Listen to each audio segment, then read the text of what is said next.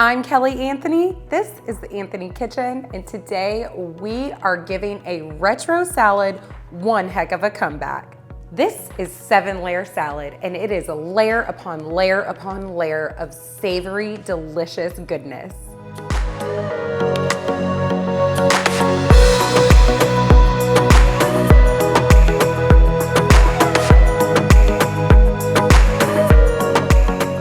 Y'all, this salad is so cool and refreshing. It is like the ultimate barbecue potluck salad. It's perfect for any get-together where there's lots of people and warm weather involved. The bottom 4 layers of the salad will consist of cool, crisp iceberg lettuce, sweet peas, frozen, not canned, a layer of chopped hard-boiled eggs, and a layer of grape tomatoes. Now, if you're not a fan of tomatoes, you can swap that out for chopped celery or green beans or any vegetation along those lines. Then we'll get into the top half of the salad, which is my favorite. We've got some crispy pan-fried bacon, some shredded cheddar cheese, and we're gonna whip up a dressing to go right on top. So now we're gonna get into it and talk about how to make that dressing. This is a mayonnaise-based dressing. It actually reminds me a lot of the way that my grandmother used to serve me salad.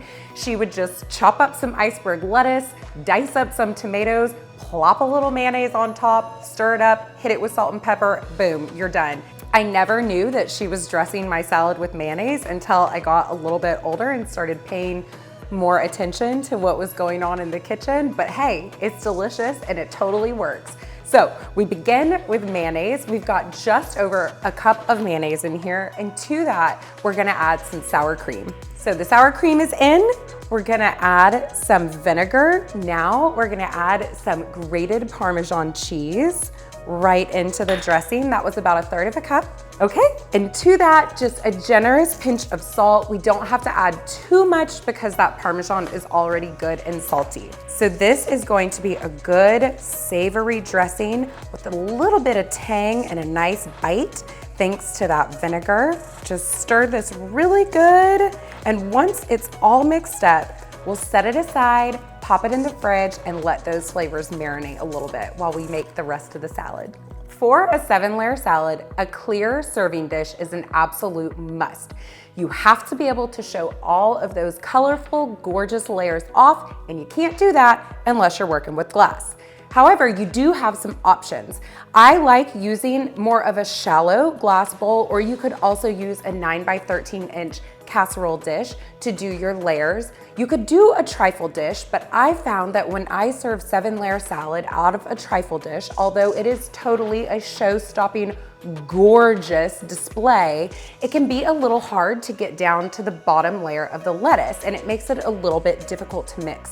So a shallow glass bowl is great, or a casserole dish, or if you're in it for the show, go for the trifle dish, whatever floats your boat. So going into the dish first is going to be the iceberg lettuce. Now I have chopped this lettuce so that it is bite-sized and people are not going to struggle to get it into their mouth. You must make food that you're serving to a crowd easy to eat. So just chop that iceberg lettuce into bite-sized pieces, wash it and dry it really, really good. It is very important when it comes to a make-ahead salad that all of the layers are dry. So we do not want to have any water retained on the leaves of the lettuce, or it's going to get soggy. And if there is a pet peeve that is bigger in my heart, it is soggy bread, but soggy lettuce is right there, number 2. You wanna fill about half of the bowl full of lettuce. Once that's done, we can move on to the next layer. Now on to the grape tomatoes. So here is a tip. I typically like to split my grape tomatoes in half. However, if you're gonna do that for this salad, you need to squeeze out the seeds because again, we're trying to avoid moisture altogether.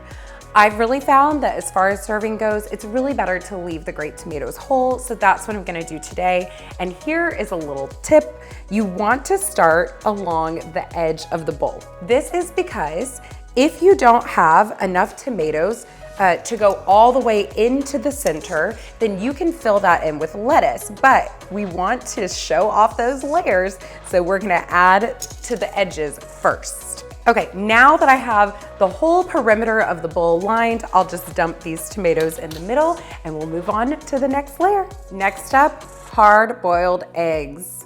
As far as hard-boiled eggs go, I feel like you either love them or you hate them.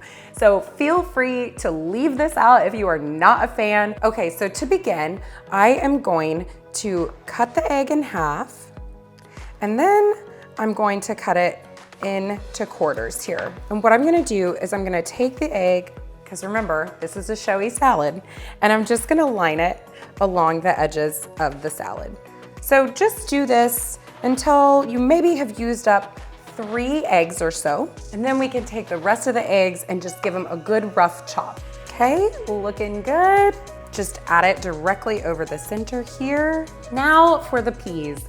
In my mind, it is not a 7-layer salad unless there are peas involved. But hold the phone, guys, because we are not using canned peas in 7-layer salad. It is a hard no.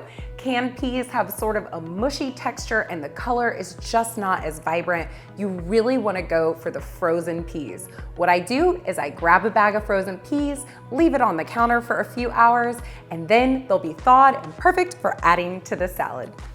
So we'll just add these in. Again, remember, we're gonna start on the edges, and the colors are already looking absolutely amazing. And now that we've got our perimeter lined, we can dump in the whole shebang. And then we'll just spread that around.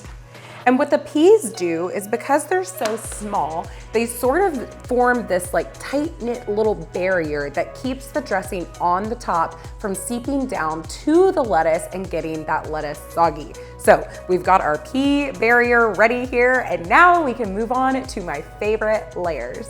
Okay, I've got that dressing we had kind of marinating in the fridge there. Now, what I'm gonna do is I'm going to add it directly over the center, and then I'm gonna push out the edges, kind of like you would do if you were frosting a cake. So we're just gonna add it right here over the center. And then you just wanna do this until the dressing has reached the edges of the bowl. I love the way this salad looks. Okay, now for the best part, the bacon and the cheese. I've got a block of sharp cheddar here. I always grate my own cheese. If you're used to buying pre-shredded cheese, I challenge you today to buy a block of cheddar and grate it yourself and taste the difference. It's smoother, it's creamier, and the flavor is going to be exponentially better. That is my promise to you. So we'll set this over here and come over and add this cheese all along the top. I'm actually not gonna take the cheese to the perimeter. I want the edges to be white with a little bit of the peas showing through. Now for the bacon. Let's talk about how we got this bacon in the bowl, shall we? You start by chopping up thick cut bacon into cubes. Then you're gonna add it to a fry pan on the stovetop over medium-high heat. Stir the bacon around until it's good and crispy to your liking, and then you're gonna transfer it to a paper towel lined plate or bowl. We use this exact same method for making our blue cheese wedge salad, which I will also link to. But for now, let's get back to the 7-layer salad. The last and final layer of our salad, a hearty sprinkle of fried bacon. No bacon bits for this recipe, guys. Please, I'm begging you, just like the cheese, chopping up bacon and frying it will make a huge difference. It's a little extra time, but it's well worth it, and it's a step that you can do in advance. So there we have it, a beautiful 7-layer salad, perfect for entertaining. Remember, if you like this video, give us a thumbs up, and don't forget to subscribe to theanthonykitchen.com for hundreds and hundreds of new recipe ideas, perfect for entertaining, and to our YouTube channel, The Anthony Kitchen. Thanks so much for watching, and we'll catch you next time.